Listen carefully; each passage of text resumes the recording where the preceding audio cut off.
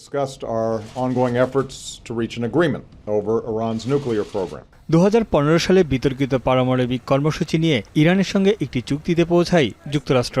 তবে প্রথম মেয়াদে 2018 সালে ক্ষমতায় এসেই এই চুক্তি থেকে যুক্তরাষ্ট্রকে প্রত্যাহার করে নেন ট্রাম্প। ইরানের উপর অর্থনৈতিক নিষেধাজ্ঞাও পুনর্বহাল করেন। এতেই পরমাণু ইস্যুতে নতুন করে শুরু হয় দ্বন্দ্ব। এর জেরে 2021 সালে ইরানের সর্বোচ্চ নেতা আয়াতুল্লাহ আলী খামেনি হুঁশিয়ারি জানান, প্রয়োজনে 60% পর্যন্ত বিশুদ্ধ ইউরেনিয়াম সমৃদ্ধ করবে তার দেশ। মার্কিন চাপের কাছে কখনোই নতি স্বীকার করবে না ইরান, যেখানে চুক্তি অনুযায়ী 3.67% বিশুদ্ধ ইউরেনিয়াম সমৃদ্ধকরণের শর্ত ছিল তেহরানের, যা পারমাণবিক বিদ্যুৎ ও গবেষণায় ব্যবহৃত হবে। আর পরমাণু অস্ত্রের জন্য প্রয়োজন 90% পর্যন্ত ইউরেনিয়াম। আন্তর্জাতিক আণবিক শক্তি সংস্থার দাবি, ইরান এখন পর্যন্ত 60% ইউরেনিয়াম সমৃদ্ধ করেছে।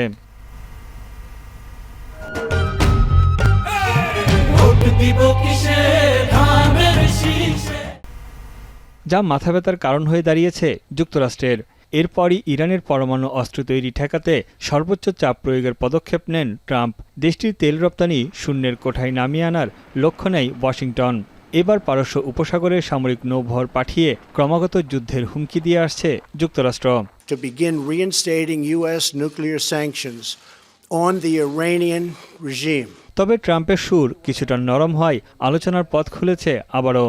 শুক্রবার ওমানের রাজধানী মাস্কোটে বৈঠকে বসতে রাজি হয়েছে দুই পক্ষ, যেখানে যুক্তরাষ্ট্রের পক্ষ থেকে উপস্থিত থাকবেন ট্রাম্পের জামাতা জ্যারেড কুশনার, মার্কিন বিশেষ দূত স্টিভ উইটকফ এবং ইরানের পররাষ্ট্রমন্ত্রী Abbas Araghchi. Unfortunately, we have heard that the U.S. may join this aggression. That would be very unfortunate, and I think that would be. তবে আলোচনার বিষয়বস্তু নিয়ে দুই দেশের মধ্যে মতবিরোধ রয়ে গেছে। ইরান শুধু পারমাণবিক বিরোধ নিয়ে আলোচনা সীমাবদ্ধ রাখতে প্রস্তুত। তবে যুক্তরাষ্ট্র চায় পারমাণবিক বিরোধ ছাড়াও ইরানের ব্যালিস্টিক ক্ষেপণাস্ত্র, মধ্যপ্রাচ্যের সশস্ত্র প্রক্সি গ্রুপগুলোকে সমর্থন দেয়া এবং অভ্যন্তরীণ আন্দোলনের বিষয়ে আলোচনা করা। I saw conflicting reports yesterday from the Iranian side saying that they had not agreed to that. So that's still being worked through. At the end of the day, the United States is prepared to engage and has always been prepared to engage with Iran. As far as the topic of those discussions, মধ্যপ্রাচ্যে মার্কিন উপস্থিতি বাড়ানো এবং একটি বৃহত্তর যুদ্ধ এড়াতে আঞ্চলিক দেশগুলোর প্রচেষ্টার মধ্যেই এই স্পর্শকাতর কূটনীতিক উদ্যোগ নেওয়া হলো।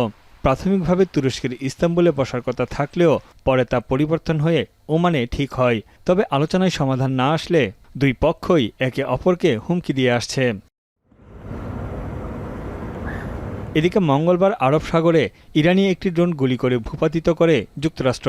তাদের অভিযোগ, পারস্য উপসাগরে মোতায়েন মার্কিন রণতরী আব্রাহাম লিঙ্কনের দিকে আক্রমণের উদ্দেশ্যে এগিয়ে আসছিল সেটি। আত্মরক্ষায় তারা দ্রুত পদক্ষেপ নেয়। তবে আলোচনার সম্ভাবনা শেষ হয়ে যায়নি বলে আশ্বস্ত করে যুক্তরাষ্ট্র। অন্যদিকে একই দিনে হরমুজ প্রণালীতে মার্কিন পতাকাবাহী একটি ট্যাঙ্কারকে ধাওয়া করে ইরানের সশস্ত্র নৌকাবাহী একটি দল। তেহরানের অভিযোগ, কোনো ধরনের অনুমতি ছাড়াই ইরানের জলসীমায় ঢুকেছিল জাহাজটি। তবে মেরিটাইম রিস্ক ম্যানেজমেন্ট গ্রুপ বলছে, জাহাজটি ইরানের আঞ্চলিক জলসীমায় প্রবেশ করেনি।